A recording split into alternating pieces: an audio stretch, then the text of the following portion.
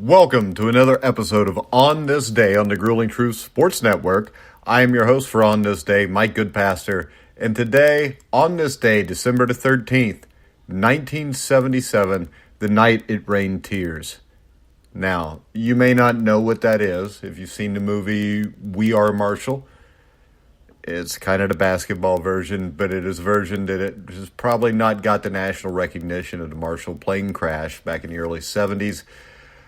But this is about the University of Evansville Purple Aces basketball program. And this was a program that had been very successful at the D2 level. And in 1977, it was the first time they'd moved up to play a Division I schedule. Now, these boys were eager to take on the world as part of a new Division I basketball program at the University of Evansville. They were the Purple Aces. They were stepping up to the NCAA big leagues with a new coach, new branding, new expectations. Division I meant upscale travel, fewer long bus rides, so they boarded a two-propeller charter plane on a foggy evening in Evansville, Indiana on December the 13th, 1977. They charged into a sky heavy with clouds and took off. 90 seconds later, they were all gone. Now, December the 13th today marks the 42nd year since the accident.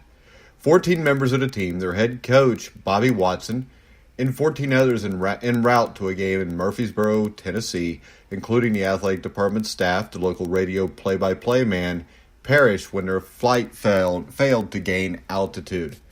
Indiana Air Flight 216 left Evansville Dress Regional Airport and crashed into brushy hillside, ultimately taking with it 29 souls and the heart of a town.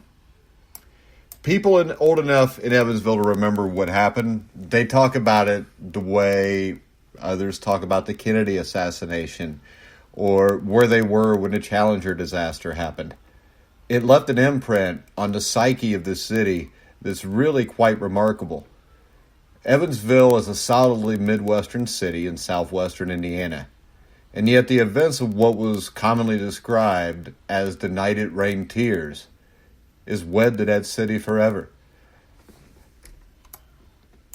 Now, you had Watson, who was a young head coach.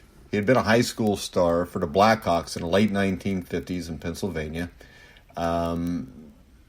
Pennsylvania and Evansville were weird bookends. Evansville played the University of Pitt Panthers 7 days before the crash and got their first win as a Division I college basketball team. The following year after the crash, with yet another new head coach, Dick Walters, and an entirely new team, the Purple Aces would make their first plane trip after this accident to play in Pittsburgh at Fitzgerald Fieldhouse. Now, somehow the Pittsburgh Steelers and a couple table tennis champions from Carrick wound up in this story too, but we'll get to that in a little bit. Now, Mike Blake remembers hearing something about a plane crash as he returned to his office at WFIE-TV in Evansville. Mr. Blake says, "I was the sports director and had just covered 2 high school games. I came into the station around 8 o'clock Central Time. The GM of the station would rarely be in the newsroom at that hour and that time or that day. But he was there. He looked at me and he said, 'It's the Aces.' And then he said, 'And everything changed.'" Indeed, everything had changed. Evansville had a population of around 131,000 in 1977. Roberts Stadium was the home of the Aces, which seated approximately 10,000 people. It was a time of victories and peculiarities also.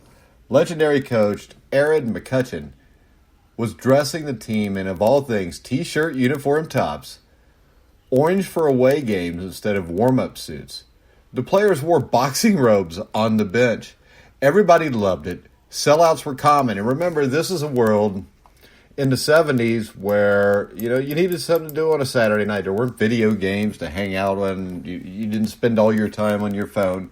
So as a community, you would get together, and that's what the people of Evansville did. Now, McCutcheon retired at the end of the 1976 season, and a head coaching job went to a beloved alum and former Evansville star, Jerry Sloan. But Sloan changed his mind less than a week into the job, with Watson waiting in the wings. Now, Mr. Blake, the station director, went on to say, I called him a sophisticated Fonzie. He was about 6'8", and whether you were a big booster with big pockets or a guy sitting in a bar or an ACES student or in the media, he connected with everybody. Now, Bob was a great storyteller, and he could capture an audience, said Watson's sister Lois Ford of Lexington, Virginia. He could draw people to him, and he was very loyal to his friends. Now, their father, Carl Watson, moved his family from Latrobe to Harrisburg, finally settling in Bethel Park in Pennsylvania when Bobby was in 7th grade. He played various sports, but nothing compared to basketball for Bobby. Bobby's mother, Olga, had been a softball player, and Carl had played football at St. Vincent College. Watson surprised everybody by choosing Virginia Military Institute, VMI, after graduation from Bethel Park. It was a big shock to us, Ms. Watson Ford said, adding that in the days when NCAA basketball coaches weren't limited to visiting recruits, the cadet staff practically lived at the home to sell the program. Now, although VMI was a 500 team in his senior season, Watson helped it win the Southern Conference. The cadets lost to Bill Bradley's Princeton Tigers in the 1964 NCAA Division I tournament.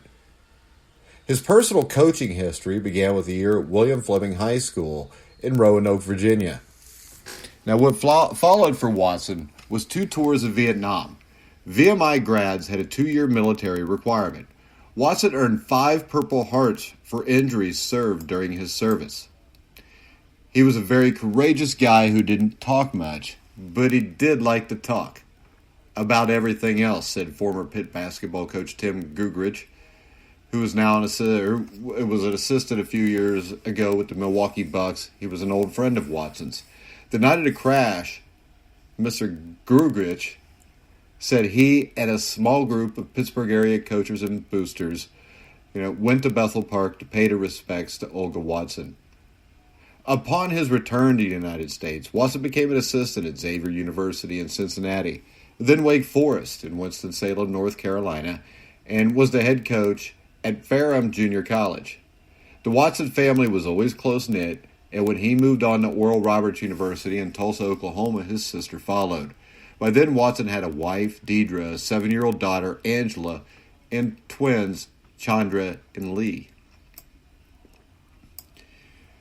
He was my family there. So when he went to Evansville, I was alone in Tulsa, Ms. Watson Ford said. I went to Cincinnati because we had some mutual friends there.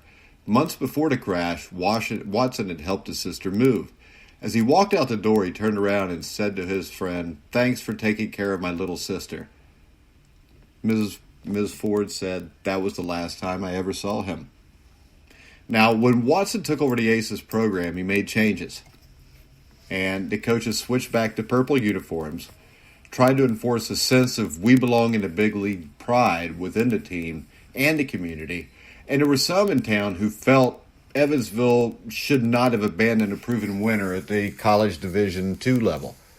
And a lot of people said, hey, what are these guys doing? We should stay in Division II.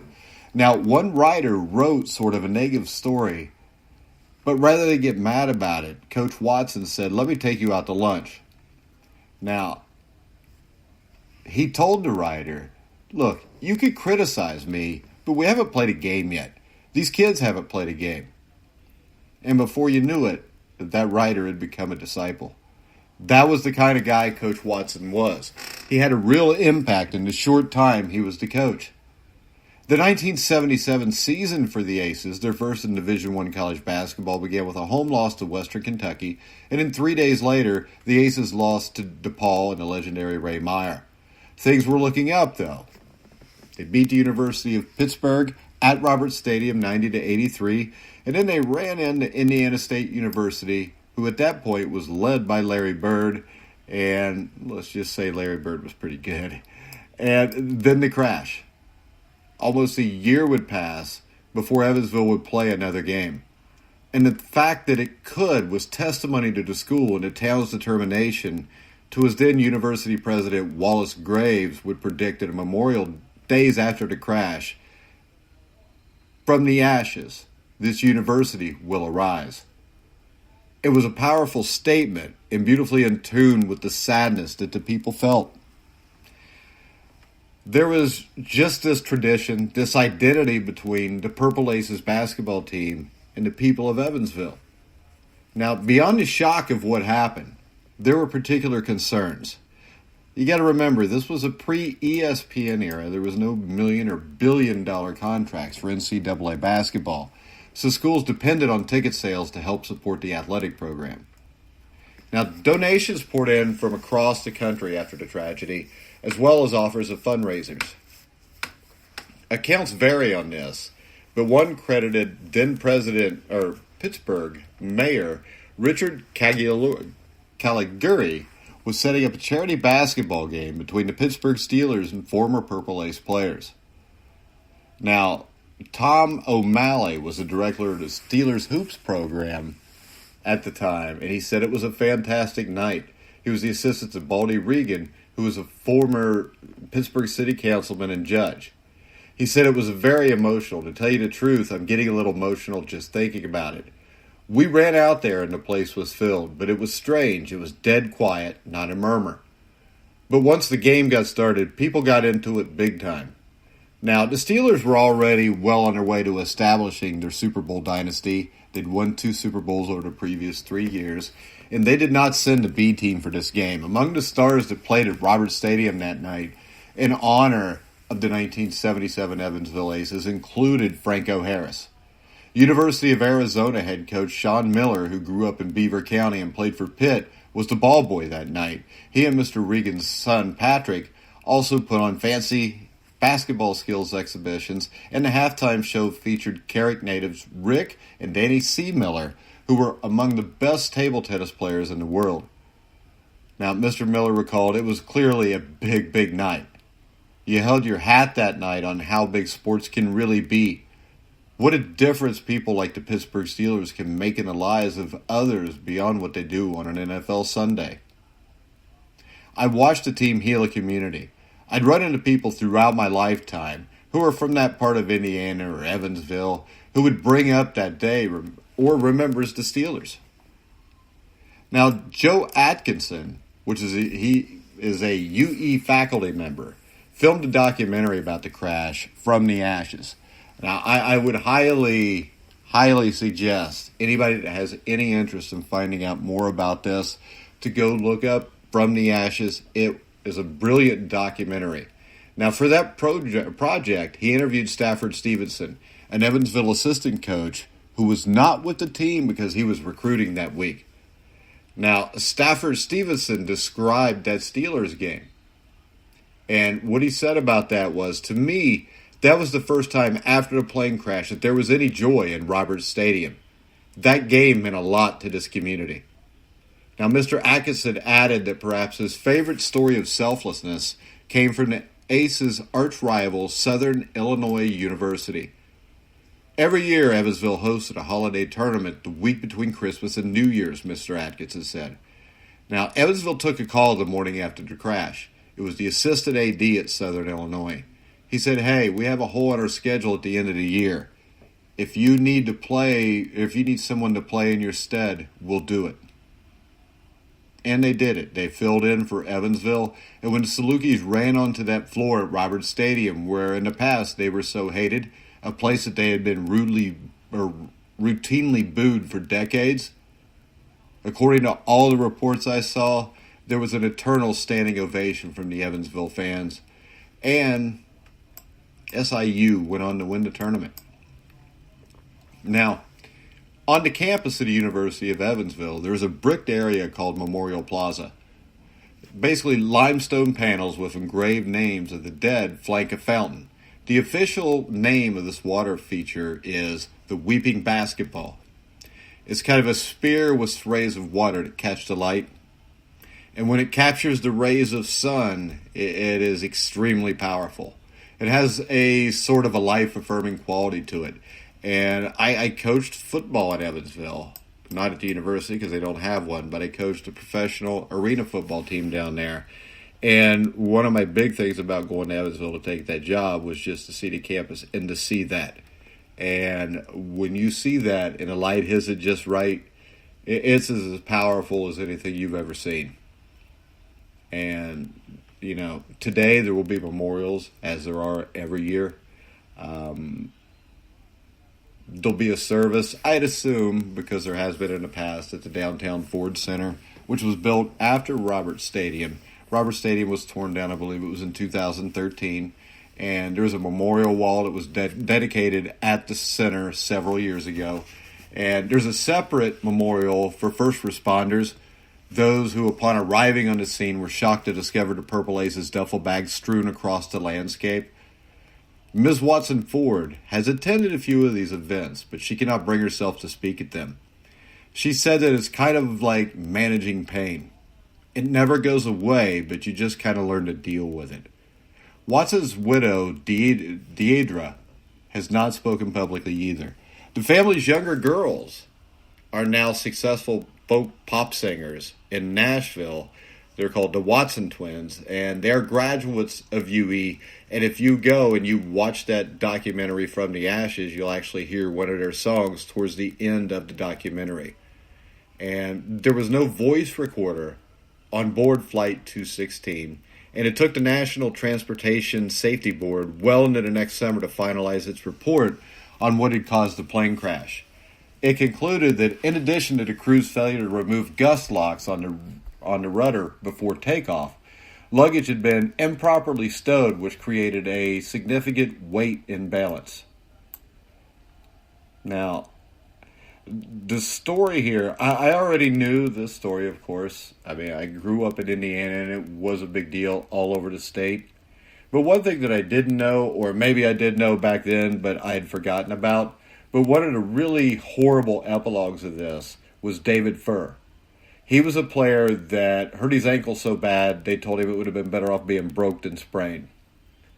He wasn't on the plane, where all his teammates and coaches and athletic department passed away. And then you find that you're like, man, he must be lucky, but he's probably going through all this stuff. Like, why not? Why did I survive? But the real tragedy here is when you read on and you find out that David Furr died 2 weeks later in a tragic car accident. Now, the years have passed, but the team is not forgotten. The impressive thing about Evansville basketball is in 1982, the Purple Aces qualified for the NCAA tournament just 5 years after hatching a basketball program from the ashes, basically. That's impressive. And Bobby Watson, the great coach, has been put in various Hall of Fames from Bethel Park High School to VMI and in Evansville. And Miss Watson Ford sponsors a scholarship in Bobby's name at VMI because she says, I think that's what he would have wanted done. He would have given back. He didn't have that chance, so I feel like I'm giving back in his memory. That's the On This Day for today, December the 13th. 2019 now. This happened 42 years ago. And I don't know why a movie wasn't made about it. Maybe it's better it wasn't. Evansville's a close, tight-knit community. Everybody there remembers. Nobody there will ever forget.